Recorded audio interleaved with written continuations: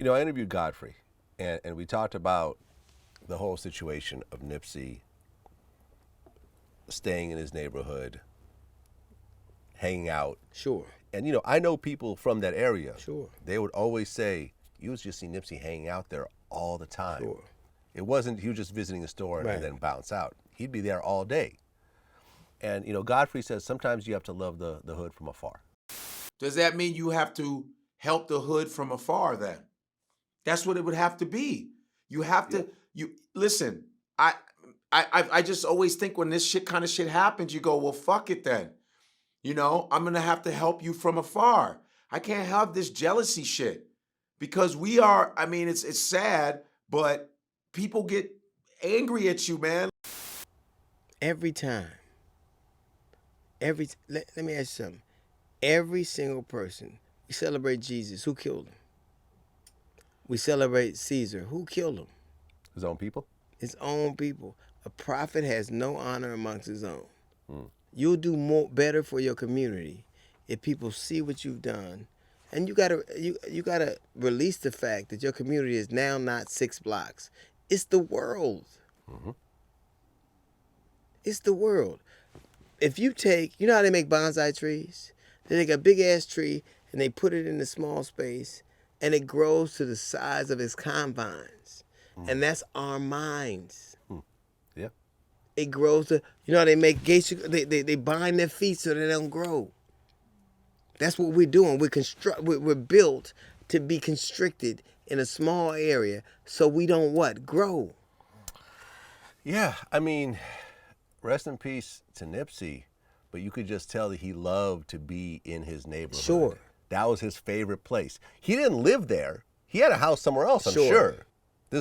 He did not live in let me ask you on Crenshaw and Slauson. I'm sure he had a big house somewhere else in Hollywood or wherever, but he loved to be in that area. I love macaroni and cheese.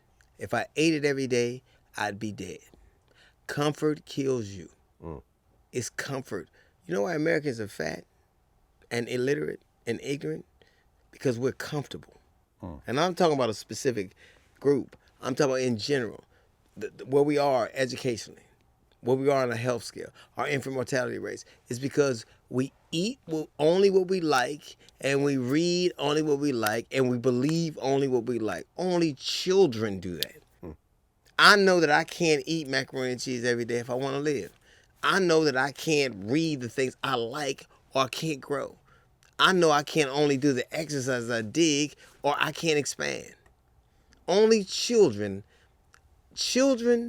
and ideologues only like what they like. And you can't do it.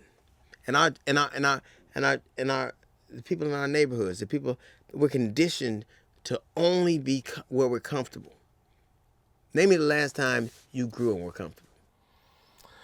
Yeah, man. My pivotal moment in my life was when I moved out of the Bay Area to New York with no money, with no place to stay, because I had a dream to pursue that I knew was not going to happen in the Bay Area.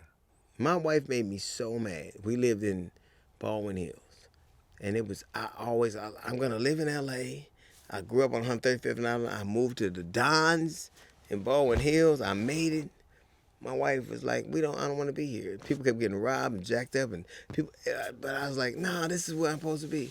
My wife, one time, our neighbor got robbed, and the dude ran across my lawn, and my neighbor came running out half naked with a house coat on. I can't get him. And my wife said, we leaving, now you can come with us or not. And I was so mad at her for putting me from leaving me, making me leave my comfort zone. And I moved to West Hills.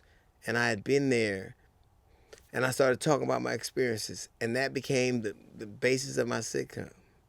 And then I started having more experiences, and that became the basis for books and the outlook. So if I hadn't listened to my woman tell me what was better for me or taking me out of my comfort zone, I wouldn't be where I am. Facts. Absolutely.